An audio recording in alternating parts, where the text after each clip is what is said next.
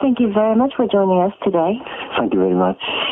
Okay, I would like to ask you for some basic information on the Heliborne medical operation.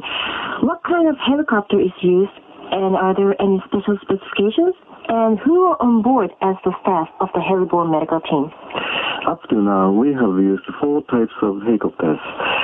The capacity and space depend upon the model, but we are using medium-sized helicopters that can ride 1 pilot, 1 co-pilot or mechanic, a medical team of 2 to 3 people, and 1 to 2 patients.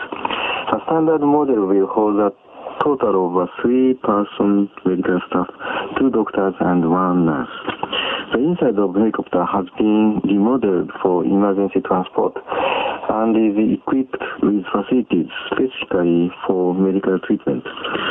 In addition to medical equipment, including an electrocardiograph, an oxygen saturation monitor, oxygen, an artificial respirator, an IV pump, and a defibrillator.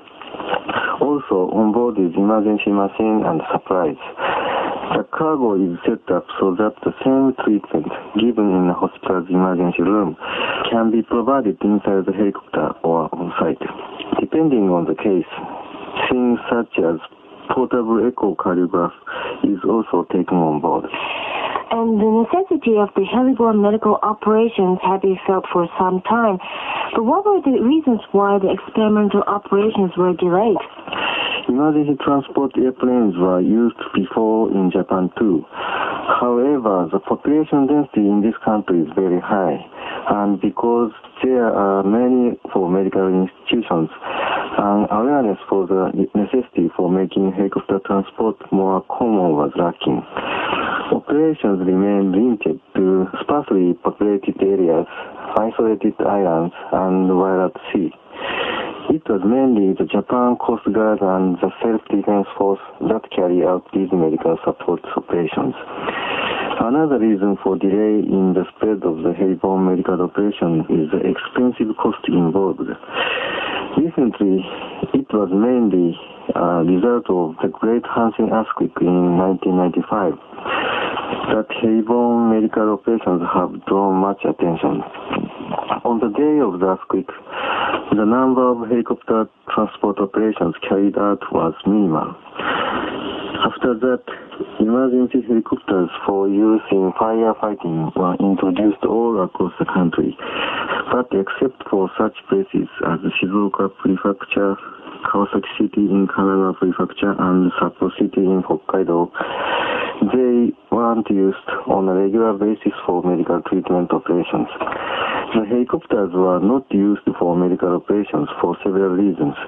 Among them, the helicopters were not stationed at hospitals and were usually equipped only for disasters. It also took a lot of time to prepare the helicopters to be available for service. This was due to all of the necessary equipment that become necessary to be loaded on board when an emergency transport request is made. Dr. Inukuchi, in what kind of cases are calls made to the Heliborne medical units? And do certain criteria such as location and symptoms have to be met by an emergency patient? First of all, patients themselves cannot make a request for transport. The head physician of an emergency medical corps or the commander of a firefighting headquarters must make the request, or the doctor of a hospital actually giving emergency treatment can also make the request. Also, there are 3 standards that need to be met when making a request for Heliborne medical operations. First, the patient's life must be in imminent danger or at high risk of that. For example, a person with injuries who has lost a lot of blood and whose blood pressure is decreasing, or a person who, due to an acute myocardial infarction or heart arrest, to use plain language, is experiencing a lethally irregular heartbeat. Second, a person with serious illness or severe injuries who face a long transportation time, such as in the case of severe pneumonia, they are not be an immediate danger to life as of now. but the time to transport the patient to a key hospital by an ambulance may take too long, and the condition may worsen in the meantime. Generally, the rule is that if the predicted ambulance transport time is more than 20 minutes, then it is considered appropriate to call a Heliborne medical team in action. The third criterion is when there is a special medical emergency, such as decompression disease, severe burns, or acute drug poisoning, where treatment is difficult unless the patient is taken to a critical care medical center. I see. Now, please tell us the number of missions that have been carried out so far by the Heliborne medical teams. And also, please share one or two specific cases where lives were actually saved. Heliborne medical team in Japan began experimental operations in October 1999. And over a 14-month period until November 2000, there were 356 missions.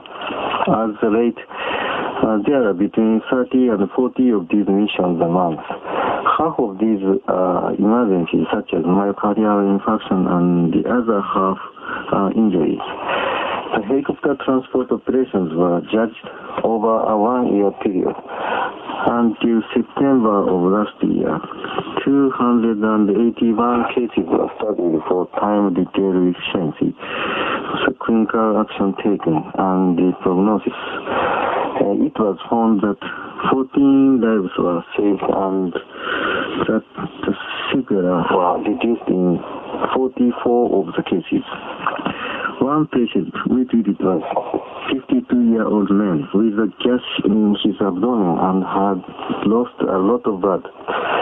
6 minutes after the call coming from an adjacent city about 20 kilometers away, we took off and arrived on site 5 minutes after takeoff. At that time, the team found out that his intestines were exposed and his blood pressure at a level almost too low to be measured. We soon stopped the bleeding and gave him a large quantity IV and take off 8 minutes after our arrival there. Inside the helicopter, his blood pressure began to rise, and we already informed the hospital to his condition and directed them to prepare for an operation upon arrival. At the hospital, doctors performed emergency surgery and were able to save his life. As in the case just mentioned, the advantage of Heliborne medical treatment is not only the short transport time from, for example, an isolated island, but that the medical team on board the helicopter can quickly begin treating the patient. 80% of all the patients we pick up receive treatment either inside the helicopter or on site. Also, due to the helicopter's speed, we can respond to serious cases in the wide radius area of more than 50 kilometers. Okay, Dr. Inaguchi. Next, I would like to talk about the cost of this service. About how much does it cost for one trip into the field? And who bears the cost? And I'm curious to know whether the patients receiving the treatment have to pay or not. Currently, since it is an experimental operation of the Ministry of Health and Welfare, the Ministry is also bearing the costs of the helicopter transportation. Because of that, the direct cost does not come to the patient. The annual cost of the helicopter transport are about 100 million yen, about $900,000. And since there are more than 300 transport cases a year, each trip into the field costs about 300,000 yen, about $2,700. If the number of helicopter transport cases increases, the cost of each case will become cheaper. After the experimental operations are completed and the actual Heliborne medical services began, it must be decided how the cost will be divided between the national government, local governments, and patients.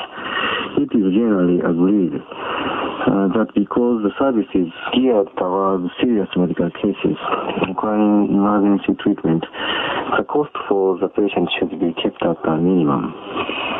Now, please tell us about the situation in various countries, especially those that are most advanced in their emergency medical systems.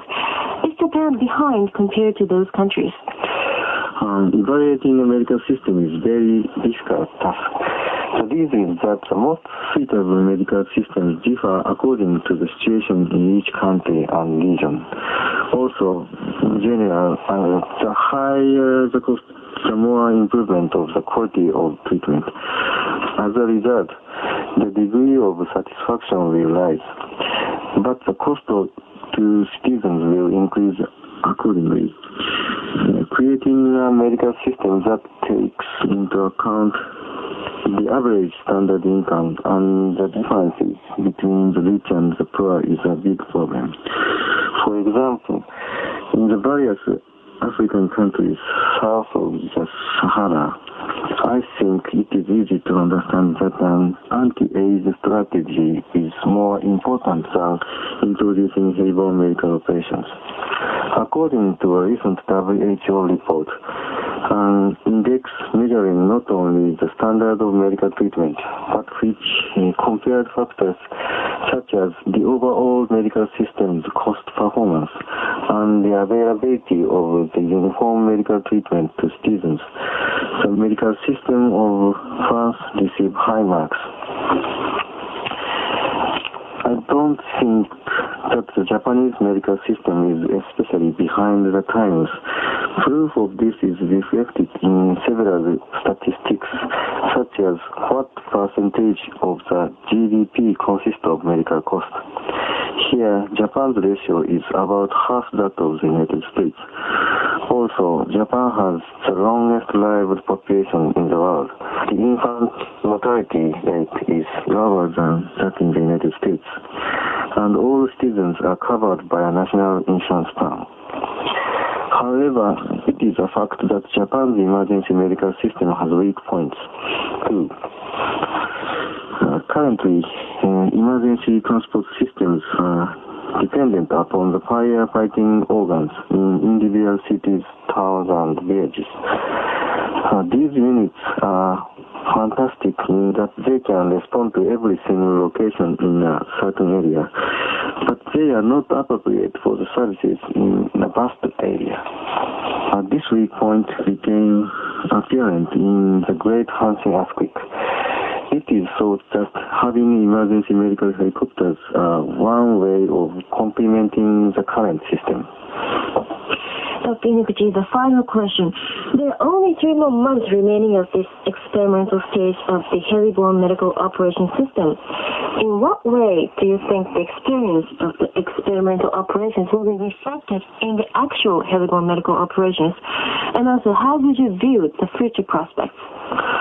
As a result of the experimental operations, the sheer practicality of the system, the effectiveness, and the amount of distance where the service can be effective have become clear.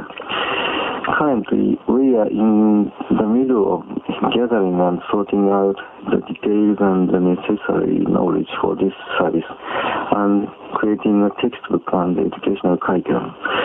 It is expected that if this is carried out well, it will be easy to introduce Heliborne medical services to various regions. As Heliborne medical teams spread their services, it will become necessary to adjust each system to respond to each region's special needs. Also, certain remaining problems have yet to be solved, such as how to respond in emergency cases that happen after dark. Our final goal is that as we improve the system and accumulate experience, Heliborne medical operations will gain the trust of firefighting organs as well as citizens in various regions. Well, Dr. Inoguchi, thank you very much. And I understand that there are still many problems remaining, but I am very grateful for all the efforts that you've been making. Thank you very much. Thank you very much.